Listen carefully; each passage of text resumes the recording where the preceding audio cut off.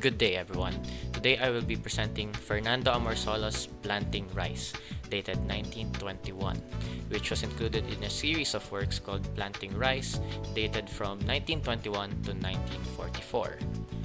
Now, to focus on the subject matter, we can see here the lady facing behind, with her two companions, which are situated in the foreground. Behind them, in the middle ground, is the people planting the rice, which is from the middle to the middle right of the artwork. And behind them is in the background the farmers tiling the ground with their carabaos, the church, and the mountains which can be seen behind. For the materials and methods, we can see that the main medium used is oil on canvas, but there was a luminescent backlighting style prominent in most of Fernando Amorsolo's works present here. There was also the use of chiaroscuro, which is the strong contrast between light and dark, which was used here as well. For art elements and principles, he focused on form, texture, and color, in my opinion. Form, because if you can grayscale the image, you can see that the form is still very well defined. You can see the lady's back still very visible. In the texture, you can see that the upper part of the clothing seems to be very thin when interpreted, and in the bottom, you can see his clothes to be very thick or heavy. In the color, as I said again, the luminescent feel to it, or the sunrise feel to it, has this glow effects, which is due to its prominent use of colors. This is Gadgets 2, made by Cesar Legaspi, dated 1949. The second version, with the first version being Gadgets 1, seen on the left. Gadgets 2 is the one on the right. The main subject here is the man highlighted by the light, grabbing something using his left arm. This is paired with the other men seen in the artwork and the background which resembles belt drives or machinery. The materials and methods used are oil on canvas, giving it this neo-realist feel with its use of dark colors and red and yellow metallic hues. For art elements and principles, it focuses on shape and form, with the machines having this rigid and very industrial-like feel to it. For textures, you can see that the machines are very rough and rustic, while the men are very soft and a bit oily. For colors, the use of dark colors and red and yellow metallic hues give it this very tragic and dystopian feeling to it, which is in line with the message of it being workers being exploited by factories when used as labor.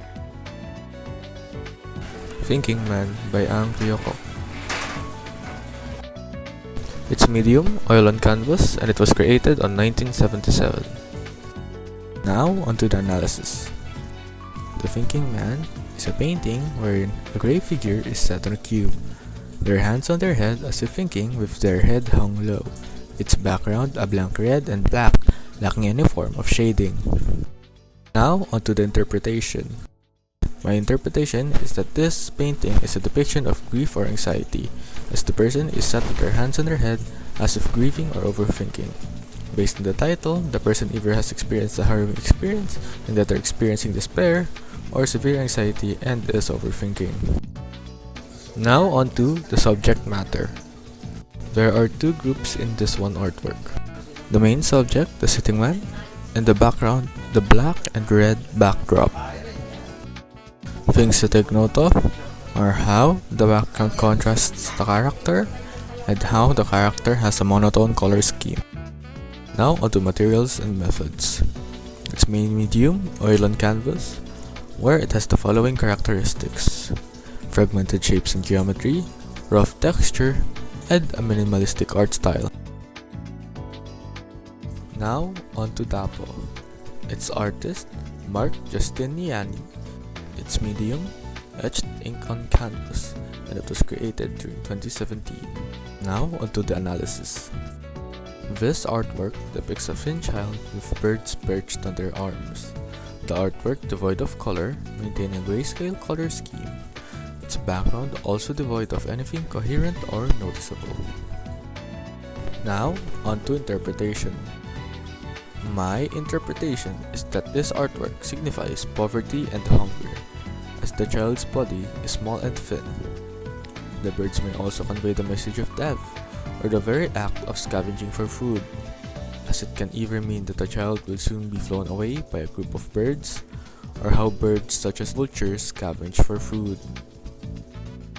Now, on to the subject matter. There are three groups in this one artwork. The main subject, which is the child, the second subject, which are the birds, and with a harsh and incomprehensible background. Things to note is that the child is uncharacteristically thin, and the birds perched to the child's shoulders, alongside how the background is harsh and incomprehensible. Now onto its materials and methods. Its main medium, etched ink on canvas, and its characteristics being a grayscale color scheme, a rough background texture, and a realistic art style. Pieta by Anki Yokok. Pieta's medium is oil on canvas, and the year it was made was in 1931. Moving on to the analysis. The art shows Jesus is cramped in a box, showing an emotional and religious image of him. Now, onto the interpretation. For me, this art shows the suffering that Jesus has experienced after the crucifixion. Moving on to the subject matter. Jesus is the main subject and the background is religious and emotional. Lastly, the materials and methods used are oil on canvas. Dark color scheme is seen in the art. Figurative expressionism, cubism, and surrealism are the three methods used in the art. Quiapo Church by 1F Nakpil. Quiapo Church's medium is reinforced concrete and was built in 1588. Moving on to the analysis. The building has a large center with two bell towers on each side, which makes it look like even and balanced. There are many details on the outside, like decorated columns and carvings, that shows the church's importance. My interpretation is that the church is built around Plaza Miranda, a busy place that helps show how central the church is to people's lives. The main subject of this art is the Quiapo Church itself. Moving on to the materials and methods. Nakpil used reinforced concrete to build the church, which was a strong and modern material at the time. Baroque style was also used. Columns and arcs are seen, which make the church feel grand and respectful.